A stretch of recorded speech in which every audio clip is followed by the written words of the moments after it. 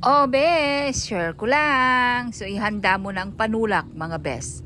At ihanda ko na rin tong tampuluts natin. Madali lang to. Adobong balot lang naman ito at kailangan mong ihanda ang iyong maintenance. So, bago ang lahat, kailangan natin pumunta ng palengke. Heto, kailangan nating humanap ng balot sa puti. At para makita namin yung balot sa puti nga, inilawan nga ni ate, isa-isa yung balot. At kung tatanungin nyo magkano ang bili ko po dito, bawat isa po 14 pesos ang isang balot. Huwag kayong magtaka kung bakit mahal sa mga nagtitinda ng balot. Dahil nga, matagal pong pinapakuluan ito, gastarol ito sa gasol. So, syempre, kailangan natin hugasan mabuti dahil nga may kasamang ebak-ebak po yan. Ayan. Kailangan mo talagang kukuskusin ng Scotch-Brites. Pagkatapos ay pakukuluin po natin ito ng 10 araw.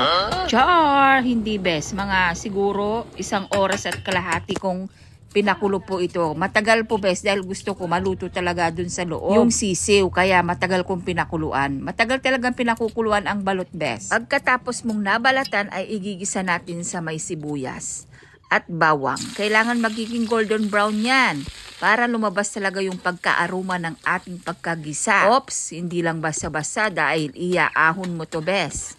Dahil pantatappings natin yan at manggigisa ka ulit ng another na bawang. Add ka ulit ng bawang bes. Gastarol talaga sa bawang si ate bes. Oo. Gusto ko kasi masarap kaya gusto ko maraming bawang. At eto na yung ating binalatan na balot sa puti. At pag naging golden brown na yung ginigisa, mag-add ka ng toyo ng jowa mo. Char!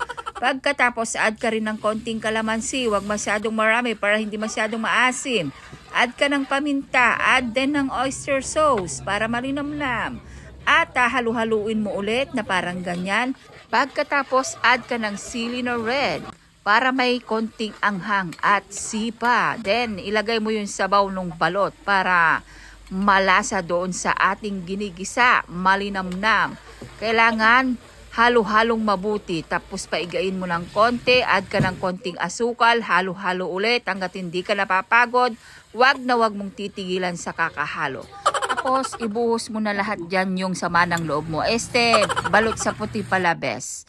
Pagkatapos, pag naiga-iga ng konti, maglagay ka na ng toppings, yung sinet aside natin kanina, na ginisa natin sibuyas at bawang. And another add ng sili na red para maanghang talaga at mawala yung lansa. Add ka rin ng konting celery for toppings para siya lang tignan. Pero maganda yung celery yan. Maganda sa ating kidney yan, mga best.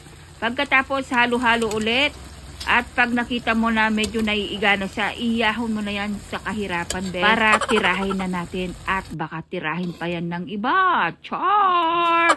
So, heto na, bes. Pero biro, pag kumain kayo nito, kailangan nyong uminom ng inyong maintenance. Huwag basta-basta kumakain ng balot kung mataas ang iyong HB, mga bes. Dahil nakakamatay. So, heto na. Take human time na!